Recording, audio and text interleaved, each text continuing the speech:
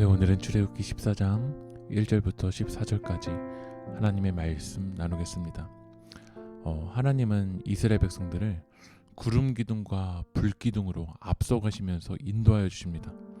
그런데 하나님이 앞서가시며 인도하신 그 길을 따라가는데 이스라엘 백성들이 만난 곳은 어디냐면 2절의 하반절을 보면 바알스본 맞은편 바닷가에 장막을 치게 하라는 거야.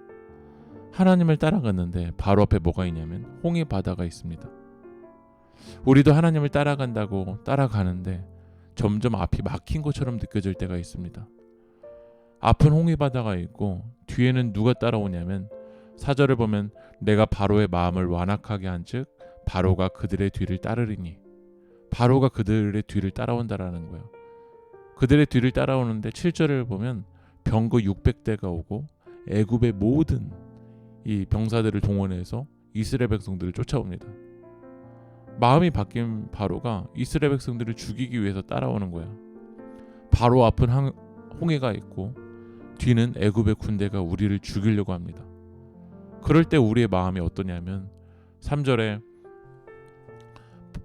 바로가 이스라엘 자손에 대하여 말하기를 그들이 그 땅에서 멀리 떠니 광야에 갇힌 바 되었다 하리라. 광야에 갇힌 바. 우리의 인생이 지금 광야에 갇힌 것처럼 느껴질 때가 있습니다. 앞도 막히고 뒤도 막힌 것처럼 느껴질 때가 있습니다. 어디에도 소망이 없는 것처럼 느껴질 때가 있습니다. 그때 이스라엘 백성들이 모세를 향해서 11절을 읽어보면 그들이 또 모세에게 이르되 애굽에 매장지가 없어서 당신이 우리를 이끌어내어 이 광야에서 죽게 하느냐? 어찌하여 당신이 우리를 애굽에서 이끌어내어 우리에게 이같이 하느냐? 모세를 원망하기 시작합니다. 애굽에 매장지가 없어서 우리를 광야에서 죽게 만드냐는 거예요. 애굽 사람을 섬기는 것이 광야에서 죽는 것보다 낫겠다고 원망을 합니다. 홍해를 보고 뒤에 오는 병거 600대와 이 애굽의 군대를 보면 원망밖에 나오지 않습니다. 홍해를 묵상하고 애굽의 군대를 묵상하면 선한 것이 나올 게 없는 거죠. 여러분도 이 광야의 길을 걸어가면서 홍해를 묵상하고 있고 애굽의 병거 군대를 묵상하고 있지 않습니까? 그런데 모세는 이스라엘 백성들에게 홍해를 보라고 하지도 않고 이 병거 600대를 보라고 하지도 않고 무엇을 보라고 이야기하냐면 13절에 모세가 백성에게 이르되 너희는 두려워하지 말고 가만히 서서 여호와께서 오늘 너희를 위하여 행하시는 구원을 보라. 너희가 오늘 본 애굽 사람을 영원히 다시 보지 아니하니라. 우리를 위하여 행하시는 그 구원을 보라는 거예요. 홍해를 바라보고 있고 이 애굽의 군대를 바라보고 있는 이스라엘 백성들의 시선을 하나님께 바라보라는 거예요. 여러분, 바로의 군대와 홍해만 보면 두렵습니다. 원망만 나옵니다.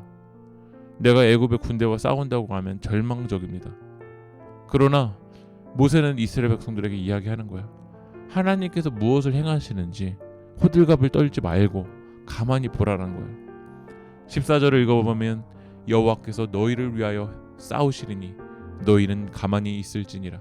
하나님께서 우리를 위해서 싸우신다라는 거예요. 오늘 말씀을 묵상하는 여러분들을 위해서 주님이 일하십니다. 주님이 역사하십니다.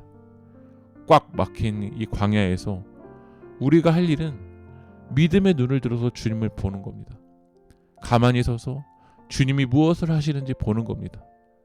주님이 우리를 위해서 싸우시고 일하십니다. 오늘 그 주님을 의지하며 나아가는 여러분들이 되길 소망합니다. 기도하겠습니다. 제 공경 너머까지 보고 인도하시는 주님, 가만히 지켜보며 증인이 되겠습니다. 믿음의 눈을 들어서 홍해에서 주님으로, 애굽의 군대에서 주님으로 이 시선이 옮겨질 수 있도록 성령님 일하여 주시옵소서. 이 모든 말씀 예수님의 이름으로 기도합니다. 아멘.